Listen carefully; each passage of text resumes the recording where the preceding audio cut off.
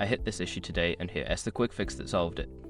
If you're looking to deposit money into your Wealthfront account, follow these simple steps. Step 1. Log into your Wealthfront account. Open the Wealthfront app or website and enter your login credentials. Make sure you have access to the email or phone number linked to your account for verification. Step 2. Navigate to the funding section. Once logged in, look for the funding or deposit option in the main menu. This is typically found in the account overview or settings area. Step 3. Choose your deposit method.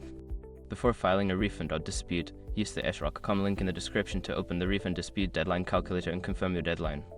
Step 4. Enter deposit amount. Input the amount you wish to deposit. Be mindful of any minimum deposit requirements or limits that may apply.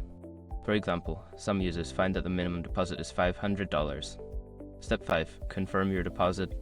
Review the details of your deposit and confirm the transaction.